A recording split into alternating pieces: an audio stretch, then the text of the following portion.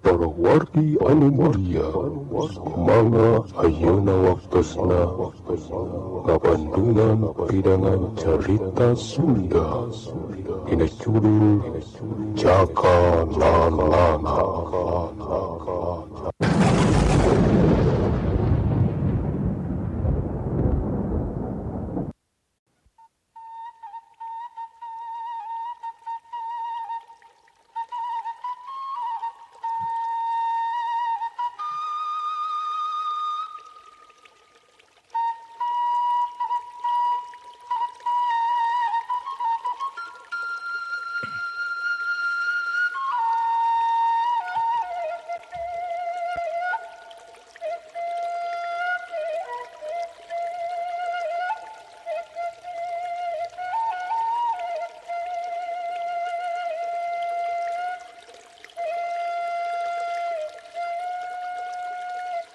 Assalamualaikum warahmatullahi wabarakatuh.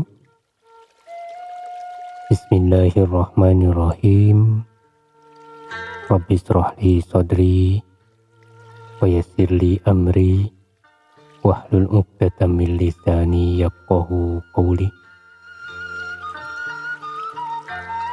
Aturan para warga anu mulia anu sami-sami mikaresep kana pidangan carita atanapi dongeng Sunda di mana wae ayana mugi sadayana aya dina kawilujengan sehat lahir sinareng batina kalayan aya dina rahmat Allah Subhanahu wa taala.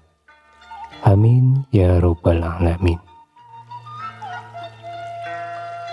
Alhamdulillah dina danget ieu peribados jamedar deui carita anu katunda dina waktos kamari kumargi alatan kasapih ku wanci kapegat ku mangsanya mitra. Carita Jaka Lalana ayeuna parantos ninca kana bagian ka 11. Atuh sateu acana sapertos biasa peribados nu baris medar ieu carita oleh-oleh gitunya sejani neda dihapunten saupami temah aya kaleresan anu kasabit namina kasebat asmana nu kaleresan kacacandak dina ieu carita ulah kirang-kirang hapuntennya kumargi ieu mah mung sakadar carita anu fiktif atanapi teu kantos kajantenan gitunya. Anu teu aya pakuat pakaitna sareng sing saha bae palawargi sadaya. Sumangga atuh supados teu nyangkolong ting kana waktos ieu carita Jaka Lalana bagian anu ka 11 seja di kawitan wilujeng ngadangukeun.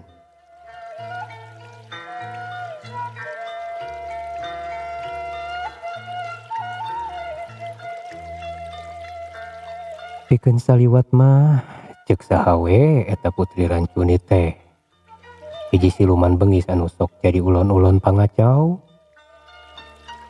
Di satu kangeun wujudna nu sampulur teh sabenerna aya hiji tangtungan. Tangtungan siluman anu matak pinggiapeun pikeun diteuteub. Makhluk anu wujudna mangrupakeun nini-nini rang kebong peot. Samalah sihungna oge rangeteng, puukna ngawid-wid, ibarat injuk nu jarocong. Tapi kabeh eta teu katara nalika nembongan ka makhluk sejen mah. Aya waktu anu tangtu tur matuh nyaeta nalika bulan purnama datang. Wujud asli Nyi Ratu Gendis Hinis teh estu moal bisa disumputkeun deui. Katambah mun teh mah Nyi Ratu Gendis Hinis eta teu sapatemon jeung lalaki dina jero 3 poe. Lainangan saukur wujud aslina hungkul nu bakal amrak teh ilmu nu diagem ku manehna oge pangaruhna bakal ngurangan. Eta teh mangrupakeun salah sahiji kalemahanna oge mun panggih jeung lalaki anu pikaresepna teu bisa kagoda ku pangawasana. Nyaeta ku ajian kelecis iblis teh ya, Mitra.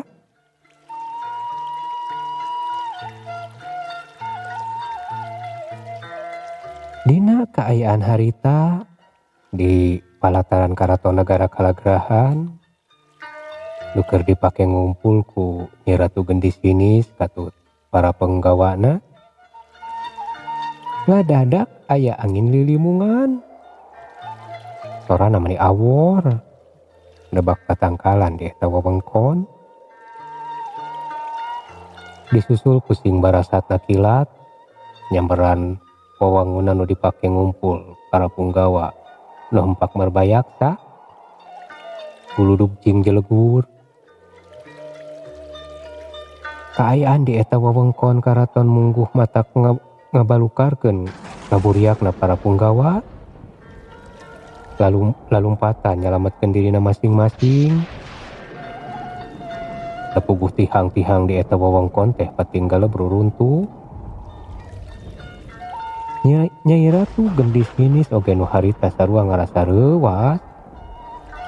Sapada harita manehna oge ngabelesat ninggalkeun eta patempatan. Sukating inditna ka mana? Nu jelas mah eta kaayaan di nagara Kalagrahan sapada harita estu mata ketil. Sakabeh wewengkon karaton oge nungtutan singgala beruruntu. Samalah sebagian aya nu nindihan para punggawa nu teu kaburu nyalametkeun dirina.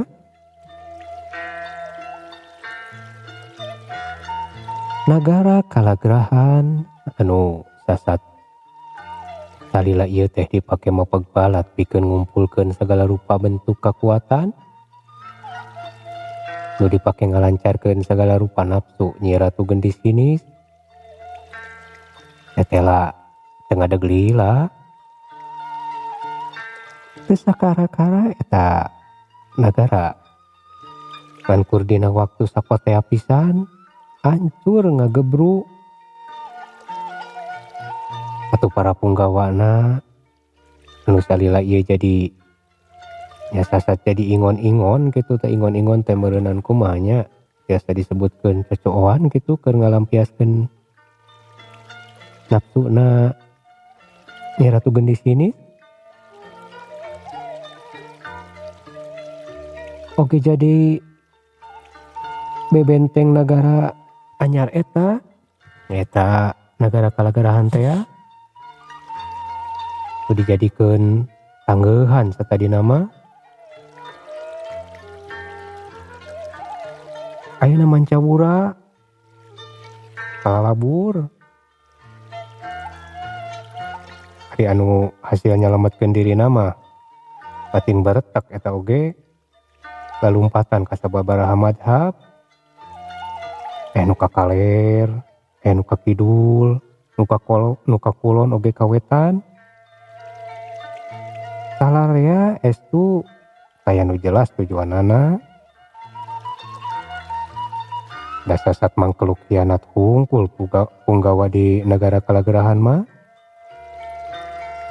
Matak nalika kaluar ti nagara Kalagrahan teh maranehna estu pada bingung kudu lumpat ka mana jeung kudu balik ka mana. Da puguh da di nagara asalna mah pastina moal ditarima da geus arapaleun. Sasat maranehna teh buronan hungkul nu ngahianat ka nagarana. Naiknya negara asalna gitu. Naon atuh cenah ieu teh sabab-musababna nu ngabalukarkeun eta nagara Kalagrahan hancur sapada harita. Estu ngadadak taya ciceren ti anggangna.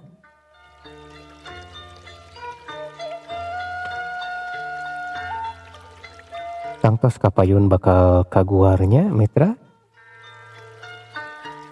Tah ayeuna kacaritakeun di sejen tempat nyaeta di negara Kerajaan Pasir Hingki. Anu satu tasna Ki Rangga Hasil mawa layon Jumani ka Karaton Pasir Hingki. Nu di dinya geus dipahapag ku Nyimas Kananga Arum jeung ku Kipatih Arya Dewi Reksa. Patut para punggawa oge sakumna para rahayat nu tangtuna geus ngarep-ngarep. Kusabab harita sajeroning Ki Rangga miangka alam manusia pikeun ngalaksanakeun pancen mawa layon atawa raga badagna Jumani teh di Karaton Kerajaan Pasir Hingki teh kadongkapan hiji sema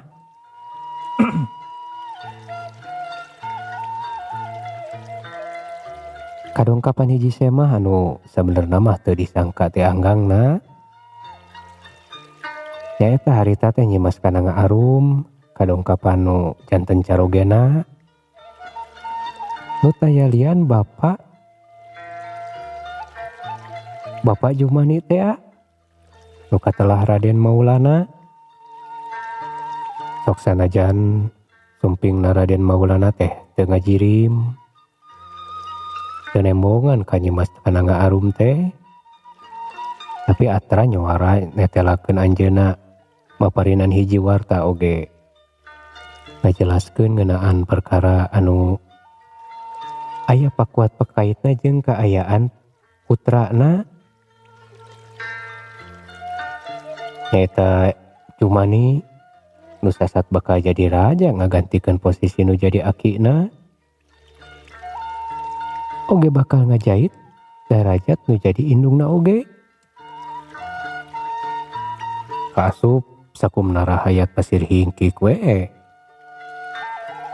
dina sagala rupa pasoalan anu keur tumiba ka eta nagara nu dilantarankeun ku tingkah paripolahna Nyai Ratu Gendis ini.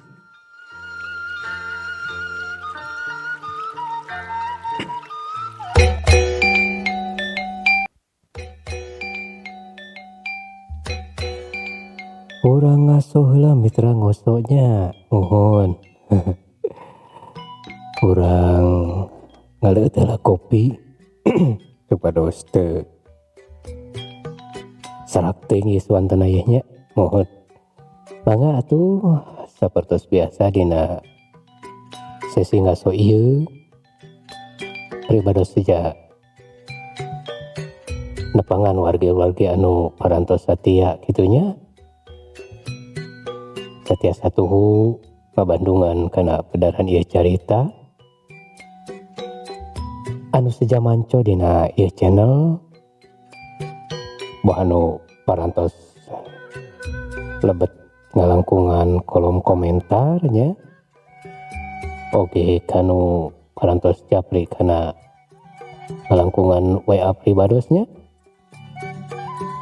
Ngahaturkeun nuhun ka sadayana anu parantos subscribe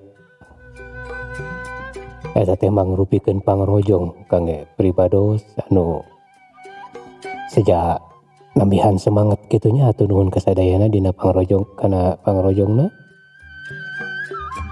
Atuh pribados ayeuna seja nepangan wargi-wargi anu satia di antawisna nyaeta ka saderek Kang Ade Soekarna anu linggih di Bandungna di mana Kang Ade mohon. Ya, salasna pribadi oge di Bandung ya teh. Salam baktos ka Kang Ade sakula wargi mugi area dina kawilujengan. Salajengna ka Kang Dego Cimerang di nulingi di Purwakarta nya Kang Dego mohon atuh nuhun kana pangrojongna. Mugi Kang Dego anu linggih di Purwakarta oge kula warga sadayana aya dina kawilujengan. Saterasna ka saderek Kang Mariana Yana ieu teh anu inggih di Rengas Dengklok Karawang, kota Karawangnya Rengas Dengklok teh muhun. Salam baktos ka Kang Mariana, mugi aya dina kawilujengan sarehat sadayana Kang Yana nya muhun. Hatur nuhun ka Kang Mariana Yana. Salajengna ka saderek Kang Haris Arisandi. Kang Haris muhun hatur nuhun Kang Haris anu linggih di Sukabumi sabenerna teh. Mugi Kang Haris sakulawarga araya dina kawilujengan sarehat sadayana nya Kang Haris. Hatur nuhun kana pangarojongna. Atuh salajengna ieu teh bade nepangan ka warga-warga Kampung Jenggung sadayana anu sejamara ranco cenah nya nuju ngararona tapangpangna mah ka para karang tarunana pemudana anu rarajin ngarona teh geuningan. Mohon di antawisna teh di dinya teh aya Kang Rahmat, saderek Paujan, saderek Samsul, saderek Ramdan. Kum kasadayana nya nu para sepuhna oge wargi-wargi anu araya di Kampung Jenggung Cianjur, mugi sadayana araya dina kawilujengan salam baktos ti pribados. Salajengna ka saderek Mas Oyum ieu teh nu linggih di Bihbuh Raya Kopo, mugi araya dina kawilujengan. Saterasna Kang Haji Asep oge teh Wiskana anu aya linggih di Ranca Ekek nya. Nuhun mugi araya dina kawilujengan oge Kang Egi di Cijerah. Salam baktos ti pribados. Kum kasadayana we nya ieu mah anu parantos ngadukung gitu ya. Mohon kumna kasadayana anu parantos ngarojong kana ieu channel mugi sadayana araya dina kawilujengan. Hatur nuhun kana pangrojongna. Mugi segala rupi kasayan kalawargi sadayana kengeng pangbales ti Allah Subhanahu wa taala ku kasayan-kasayan anu langkung agengnya tangtosna. Mohon hatur nuhun kasadayana. Sumangga urang lajengkeun deui nya mitra.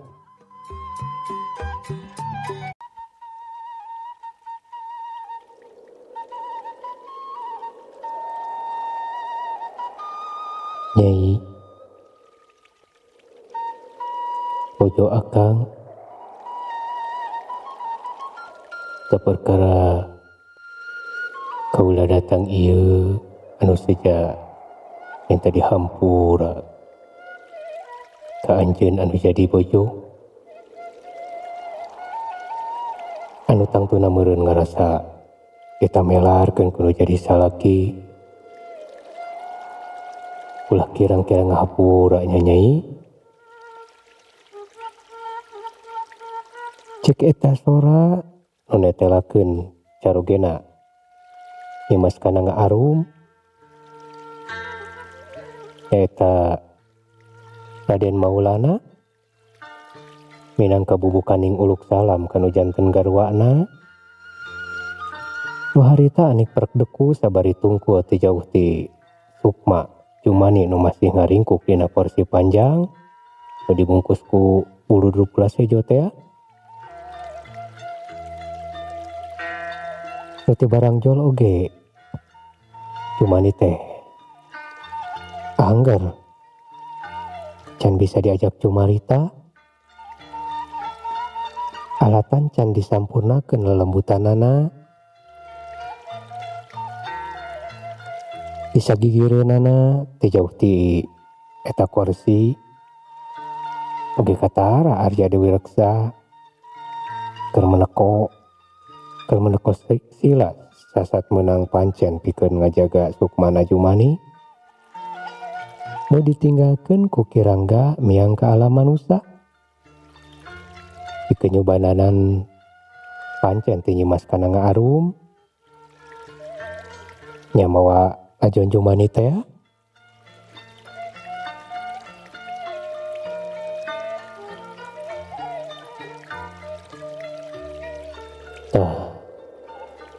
Sok sanajan kitu lain harti akang sarila ieu teu sono ka anjeun, oge lain harti bakal ngantep kana naon anu karandapan ku hidup oge ku anak urang duaan.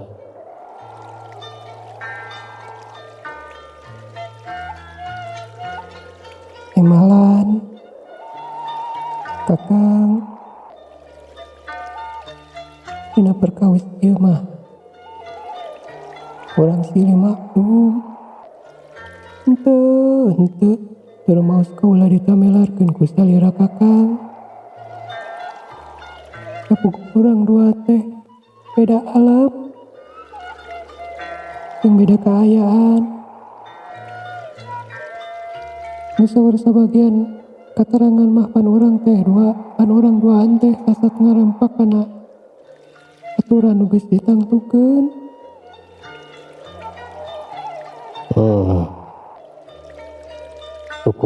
Syukur Nyai, bojo akang nuhun pisan kana kacembaran hidup. Netelakeun anjeun teh hiji putri nu geus kapatri ku pangarti kasipuh ku pangaweruh. Kaula datang dina waktu ieu sajabati nemplokeun ka sono ka anjeun nu jadi pamajikan kaula, oge nu baris oge aya nu baris ditepikeun ieu teh ka anjeun.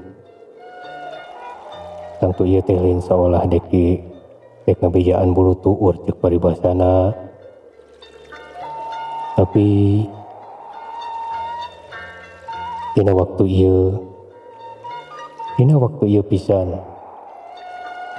geus jadi katangtuan nu netelakeun cunduk kana waktu ninggang kana mangsana. Kewajiban kaula salaku nu jadi salaki anjeun, oge kewajiban urang duaan salaku nu jadi kolot pikeun nang toyungan buah hati urang duaan. Wayana sija tandang makalangan tangtukeun nasibna pikeun kumela kana pabeneran, ngamalkeun segala rupa ilmu pangaweruh nu kungsi dialap de salila ngalalana di alam manusia. Nyai, bojo akang, imalan kaula nuhun kakang. Singrido anjeun ngaping buah hati urang duaan. Disaret ayeuna keun da kaula oge moal ngantep estu ayeuna waktuna pikeun urang duaan ngamimitian ngahijikeun watak jeung kakuatan urang nu beda ku kersana nu maha kawasa. Urang raketkeun dina wujud buah hati urang duaan, sing yakin oge sing percaya salagina urang duaan ngalakukeun tarekah pikeun nanceurkeun kabeneran. Kasing saha bae oge di mana bae tangtu dibarengan ku kaikhlasan. Insyaallah nu maha suci baris ngaridoan tur ngaping ka urang sakabeh salaku makhlukna.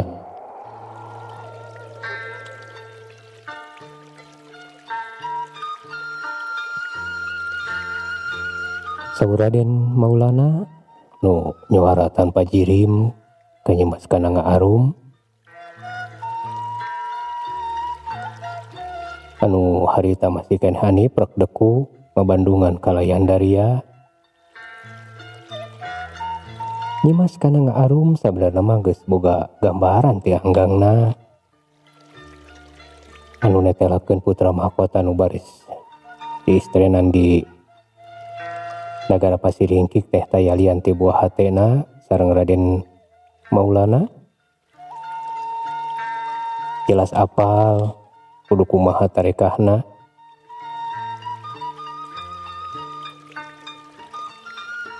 sangkan eta putrana bisa nyaimbangkeun dirina di dua alam anu salah sahijina ku cara ngahijikeun sukmana katut raga badagna eta budak nya budakna eta Jumani teh tanggeus dipisahkeun ku cara namatkeun ka lalakon hirupna di alam manusia pikeun saterusna dihijikeun deui di alam lelemut make ngajiat make pangjiat oge cara ku antelna kulit panangan nu jadi indung pituina kana panangan Jumani nu palebah kenca nu aya tanda lahirna teh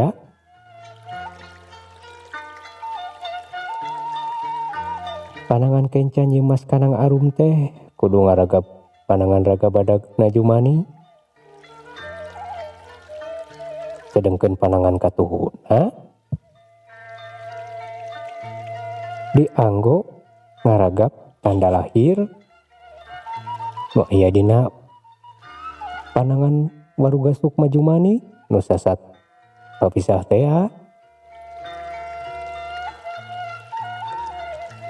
tamun eta tarekah tos rengse dipigawe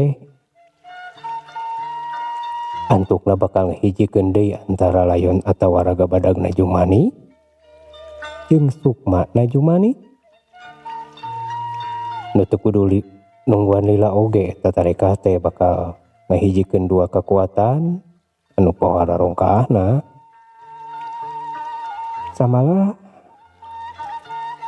cekaterengan sagala kekuatan nu baris peleka ka pihak nu aya pakuat pakaitna jeung Jumani bakal nandangan cilaka badak samalah rongkah-rongkahna eta kekuatan bakal sanggup ngancurkeun musuh-musuh atawa lawan anu saja ngamusuhan ka pihak kulawargana Jumani nu aya di alam lelemut dadak sakala bakal hancur tanpa perlu digempur tah kulantaran pangaruh kekuatan eta sabenerna mah harita teh nagara kalagrahan nu dipingpin ku Nyi Ratu Gendis Hinis harita hancur sapada harita nu ngalantarankeun Nyi Ratu Gendis Hinis teu kuat ngayonan hiji kekuatan anu teu katara ku manehna nepi ka Nyi Ratu Gendis Hinis Stefan kabur dikenyalametkeun dirina nyingkahan kekuatan rongkahna nu teu bisa diayonan kumaha atuh salajengna ieu carita mangga diantos dina waktos anu salajengna nya dina seri anu bagian ke-12 kumari ayeuna mah waktosna parantos teu nyekapan insyaallah dina waktos anu kapayun urang sadayana mudah-mudahan dipaparinan Joshua oge kasehatannya sangkan urang tiasa patepang deui dina pedaran dongeng atanapi carita Sunda Jakalalana anu salajengna Hapunten nu kasuhun tangtos seueur lepatna tangtos seueur kirangna pribados dina nyandakeun ieu pedaran carita teh nya. Mohon ulah kirang-kirang ngapunten kasadayana. Sumangga pribados amit heula. Wabillahi taufiq wal hidayah. Wassalamualaikum warahmatullahi wabarakatuh.